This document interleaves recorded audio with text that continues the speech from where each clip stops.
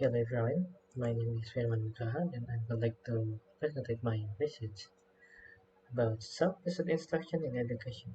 This is a systematic literature review and this research comes from the background that COVID pandemic hit hard in recent years and self-paced learning, especially with online learning, has become popular.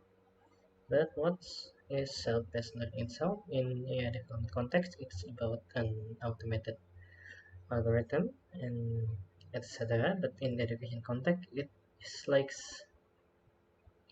self-regulated, self-regulated learning, similar to that. Yeah, it's like some general rule of Zimmerman, which is planning, monitoring, and evaluating. And yes, this topic is widely spread, and there is no synthesis about what's happening with this self-paced learning topic. And then we go to the research objective question that the objective of this study is to give a brief insight into self-paced learning in an educational context through a systematic review of studies. And the question is, how does the effect of self-paced learning on students? What factors foster self-paced learning in students? What are the available design frameworks to make well-designed self-paced learning in recent years? And what are the examples? And the research method is using Prisma, a method to make some systematic literature review, and we use this framework to search articles from April to May 2022, and then using cross-site search we publish of various software with search titles self learning and self-paced instruction with keyword education students, school, and learning. After this, we define the selection criteria, which is the language is only English, and then the format is only article from special scientific journals, and then participant is from formal education, and then regarding the types, there's many types: quasi-experiment, empirical study, exploratory, design-based research with implementation, action research. But since we found that so many design-based research is just about validation method implementation, we decided to exclude unimplemented design-based research, theoretical, and reflective articles. And the search result diagram is shown then from 1000 identified articles from Crossref using the rules of Paris. We excluded lots of them since the context is not education. And then we include 166 article, and then 120 article is included from being in non-educational context like public service or socio-community experiment and etc etc. And then 46 article is selected for being in formal school context. But yet another selection is included, which 28 articles were excluded for being unimplemented design or maybe theoretical and reflective study. And then we come with 11 uh, with 18 articles. Sorry, it's 18 articles.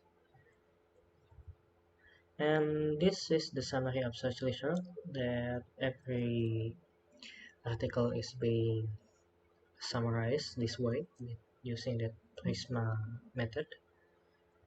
And every article, and this is the authorship, participant, methodology, and findings. There's so many of them, but if we summarize by the research type, there's quasi-experiment, lots of them, and action research, just one, and then some empirical design-based research, and then exploratory research. And concerning the first question of the research is how does the effect of self-paced learning on students? Most quasi-experiments show benefits of using self-paced learning. This is concerning the reducing stress level, motivation, academic performance, etc., etc. And then there is some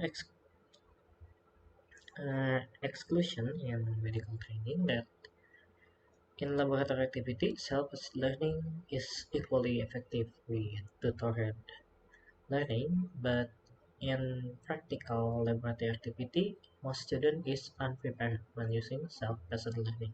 So it is unadvised to use them in this situation. About the second question, is student discussion and difficulty must be managed to reduce stress level.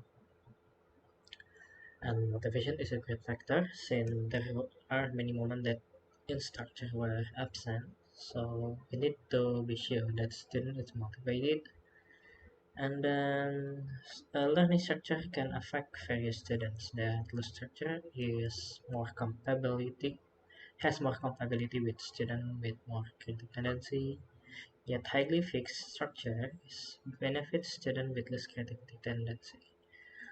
And then research suggests that increasing class size of self-paced learning activity is considered beneficial, but it kept around 40 to 45 students each class. And about the frameworks that exist to optimize our design in making self-paced learning environment, there is Self framework.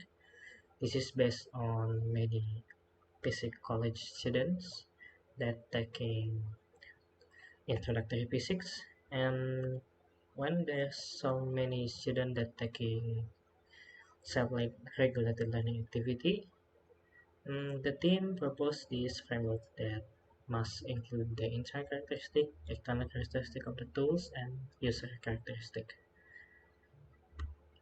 And in more holistic analysis, in recent years, there is theme-based instruction framework, which is covering from the preparation, which is the general analysis, schema analysis, then activate the schema into construct, and then automation and modification. And then the result we got the elaboration of the activity, then evaluate. And then there is some sample of good design self-paced learning environment. See, this one is goal set paced learning design. This design is pretty good since there not only the material but also the dashboard of student development, whether it is on mental level or knowledge level. And then there's some unique self-paced learning activity, which is teaching linear algebra for college student. That this application can make uh, well designed self-paced learning in advanced college material. And that's it. The conclusion is regarding the result and discussion. It is found that self-paced learning is beneficial for the student. There are some factors for optimizing self-paced learning like accessibility to discussions, classroom motivation, and loose or fixed learning structure. And there's some well-designed framework like SELF framework and the schema-based instruction framework. And then there's some good example of the self-paced learning consists of goal and spike the linear algebra. This study is really have limitations since the writing space is only 7 pages, and then it's actually we suggest to broadening the database and more detailed scrutinizing the papers will result in more robust result concerning this topic. And here is their references.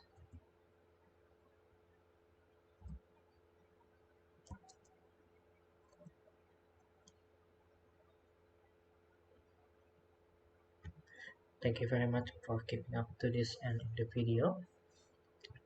That's all for me. See you in the next video.